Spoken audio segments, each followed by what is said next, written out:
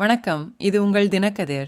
நடிகரும் தமிழக வெற்றிக் கழக தலைவருமான விஜய் வெள்ளிக்கிழமை நடைபெற்ற பொதுக்கூட்டத்தில் மாணவர்களை தற்காலிக இன்பங்கள் மற்றும் போதைப் பொருட்களுக்கு இடம் தர வேண்டாம் என்று வலியுறுத்தினார்.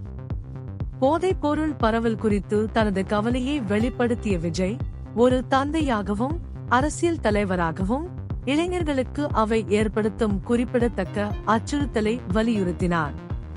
10ஆம் வகுப்பு மற்றும் 12ஆம் வகுப்பு பொதுத் தேர்வுகளில் சிறந்து விளங்கும் மாணவர்களை கௌரவிக்கும் வகையில் ஏற்பாடு செய்யப்பட்டிருந்த பாராட்டு விழாவில் பேசிய விஜய், நாட்டின் முன்னேற்றத்திற்கு நல்ல தலைவர்களை தேர்ந்தெடுக்கும் திறனை மாணவர்கள் வளர்ப்பதன் முக்கியத்துவத்தை எடுத்துரைத்தார். மருத்துவம், பொறியியல், சட்டம் போன்ற துறைகளில் பல தகுதி வாய்ந்த வல்லுநர்கள் இருந்தாலும் அரசியலில் திறமையான தலைவர்கள் தேவைப்படுவதாக அவர் சுட்டிக்காட்டினார்.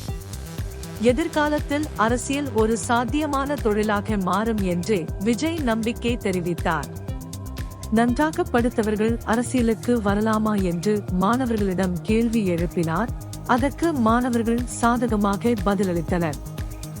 எந்தவொரு துறையிலும் சிறந்து விளங்குவது தலைமை பாத்திரங்களுக்கு வழிவகுக்கும் என்றும் தேசத்திற்கு ஏராளமான திறமையான தலைவர்கள் தேவை என்றும் அவர் வலியுறுத்தினார்.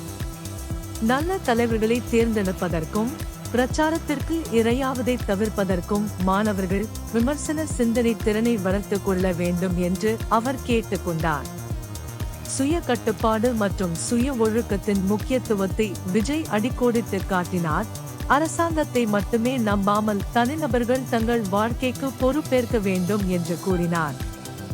நிகழ்ச்சியில் 12ஆம் வகுப்பு பொதுத் தேர்வில் முதல் 3 இடங்களை பிடித்த மாணவிகளுக்கு வைரம் பதித்த காதணிகளையும் மாணவர்களுக்கு சால்வை மற்றும் சான்றிதழ்களையும் விஜய் வழங்கினார்.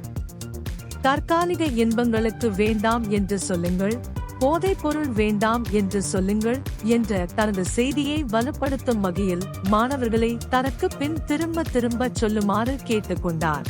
இது உங்கள் தினக்கதிர். நன்றி.